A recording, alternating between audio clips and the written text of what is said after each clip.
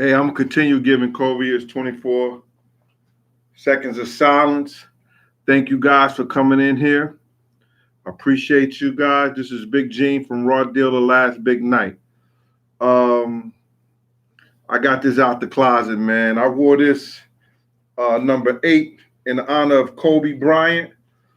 The last time I wore it was at the video shoot. This up and coming rapper at the time, Graph, on the Bang Out video. I still got it. Still in good shape. Take care of my stuff.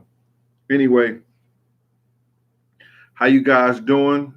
Hope all is well. Some people's going to come back on here. Some people are going to say, "Oh, F it. I'm going to wait until tomorrow and catch it," because we don't know what's going on with Big Gene. It is what it is. But I want to bring you guys some information today. I want to talk about some things. You seen the title, Kobe's cartoon and Diddy's nightmare speech at the Grammys.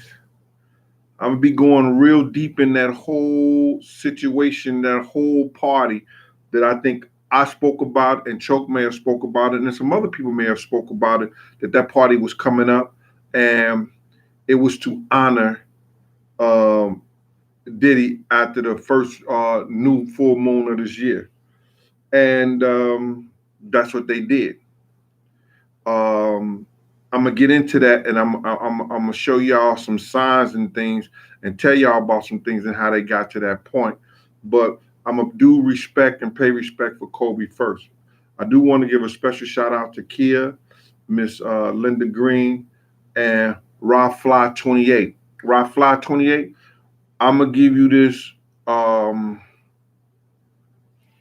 information first, bruh. Happy birthday. And second of all, bruh, that Instagram picture you got in that post and all that stuff like that, you smoking and all that, bruh, and talking about this gang life. If you ever get in trouble, brother, they're gonna use that against you. They have a special team down there called Haida that goes through all the stuff that we do, I do, and everybody do here in New York City. It's a task force. It's parole, corrections, the FBI, the DEA, the ATF, New York City Police Department. Everybody's involved in that unit. And you go in there, it's like 100, it's a sea of computers. And they pay people just to go through things and see people talk about gang things. The computer picks up stuff just like this YouTube do. If certain people say certain things, they automatically cut you off or they pick it up and then direct it to their attention. So, brother, happy birthday. I love what you're doing with your daughter, man. You touched my heart. The way your daughter was loving you and everything like that, man. And those are some of the special times in your life. So if you ever get into a situation, you already peeping and talking gang stuff on there, you already smoking weed and all that stuff like that, bruh, don't bring that attention to yourself like that, man. I know I'm sorry for saying that right here. I should have DM'd you and everything like that. But you know what I'm saying? I'm giving you a shout out for your birthday. And that's my blessing to one brother to another, man. From your big uncle, Big Gene. All right, man? All right. Let's get on to this, man. This Kobe Bryant thing was crazy. I met him before. I met him at Fabulous video shoot in California. Um, at the time, I guess he was a little standoffish.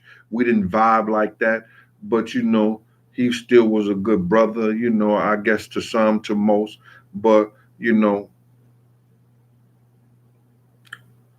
a good basketball player to me. I didn't know him as a person.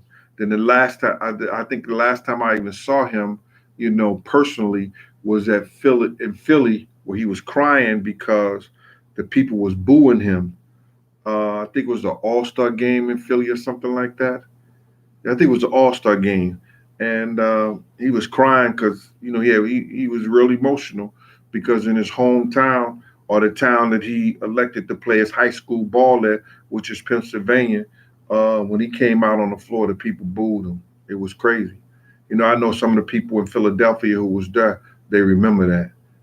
So you know, I was crazy this weekend because my heart poured out just to imagine the horror and the terror that they had to go through, man, with those kids on board, man. And I know a lot of people spoke about that, but it's crazy how we're not seeing what they're doing, man. We're not seeing that they putting stuff out here to us, and people are not looking at it and taking it to be for real. I'm gonna break it down to you guys. You understand? You know what? You got to understand that we could say a lot of this stuff is by faith, coincidental. God got his plan in the whole 9 yards, but it's some other people on the other side of the table that has plans too, man. And it's crazy, man. And you know what? Somebody sent me this cartoon, and it was the Chamberlain Heights. What is it? The Legends of Chamberlain Heights, where Kobe Bryant, after 5 championships, dies in a helicopter crash. A cartoon. It was so scary, I guess, like that. His wife said, "Me and you are never going to ride in a plane together. I mean, in a helicopter together with us and all the kids. We're never going to do that." You understand? So she has some beliefs and some intuitions also. You got to realize that they showed us in the what was that? In the Simpsons in 2000 that Donald Trump was going to be president. Donald Trump, one of the failed billionaires, the failed millionaires in the history of real estate, became our president. And it showed us on a cartoon first. They showed us on a cartoon that Bruce Jenner in 2000, Family Guy, in 2000, that Bruce Jenner was going to have a sex change. 2005, I think. Yeah, that Bruce Jenner was going to have a sex change. Now, I know some of y'all saying, yo, Big Gene is crazy. But I look at a lot of stuff on television. And I'm talking about South Park, Family Guy, sometimes The Simpsons, and American Dad. They talk about stuff that's in society and what's going on. What up, cuz James Robinson? Thanks for the super chat. You know what I'm saying? Some things that's going on out here, some things that's going out into the world today, it coming on these cartoons, and people are overlooking it, brother. They showing us these signs. And the reason they showing us is that for some of us and for their people to be prepared for that, it's happening. It's going down. And y'all get ready for it, man. They putting it in our face. I don't want to spend too much time on the Kobe thing because there's a lot of people covering that. But it's heartfelt for everybody, man. It's heartfelt for everybody. And you see that happening on a cartoon, then it transgress into reality.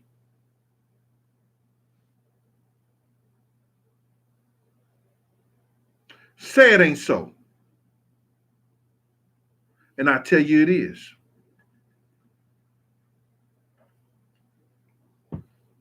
If you ever see a cartoon about Big Gene and something happening to him, I'm moving to Canada.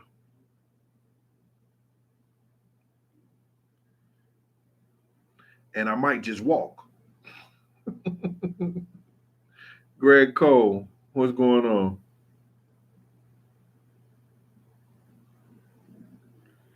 All right. So listen here, man. I'm gonna move on into this, and I want to appreciate all you people coming out. Keith, who's that? Keith Murphy, Eric Vandross, STL, Dirty. What up with you? All you people that come out and y'all support me, man.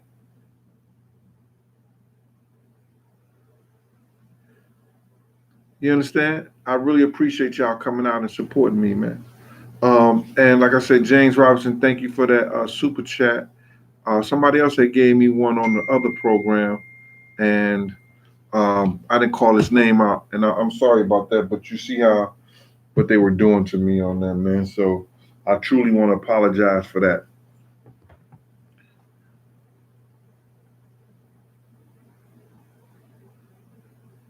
Yeah, I'm gonna walk to Canada, man.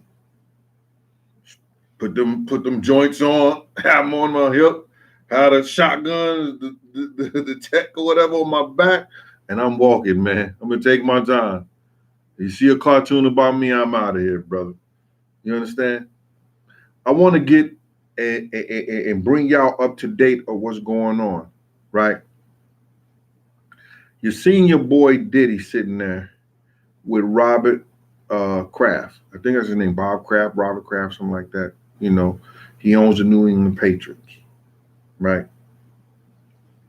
He had his Super Bowl ring on. Now, he let Diddy wear that Super Bowl ring when he got to the party. I don't know if he gave it to him or not, because if you see him and Jay-Z getting in the car going to the party together, he doesn't have it on. So he actually got it at the party. All right. But he didn't put it on the other fingers or anything like that. He put it on the finger to show y'all something. If you've seen that gold ring of the Sphinx, anybody who know fraternal, Mason, Boule, or any information on this, he made it, y'all. He's there. He's the head one in charge now. Whatever sanction they gave him, he's in charge of it. Peep game. For y'all who don't know, Boule was a group of black men, educated, rich, well off, who wanted to be a part of the Bones and Skulls, part of the Masons, and they went to try to be a part of them. But the white man said, nah, we don't want you black folks. Y'all can't be a part of us. But we'll allow y'all and extend y'all branch of y'all own, but y'all still got to report to us what's happening, what's going on, and still pay dues to us. So, just like the dues on the Uncle Ben box, that's what they did. And they only recruited college educated, rich, or well to do black men to be a part of that. Now, some of y'all said that's good. And it was called Sigma, Pi Sigma something. You know, y'all can look it up, man. It's the Boule. All right. They were before any fraternity that came through the college. Alpha Phi Alpha, Alpha Phi Alpha, Omega, Psi Phi, Kappa Alpha Psi, Sigma, any of those guys. They were before any of them. What they did was they allowed some of their members to set up those chapters in schools so they can groom. So they can groom the people to be with them because they had a job to do. And their job was to not only to report to the Masons, but they would keep the lower class black people, lower class and in check, and report what they do. And whatever they wanted to do to us, they would extend it, whatever the white guys in the Bones and Skulls or the Masons want to do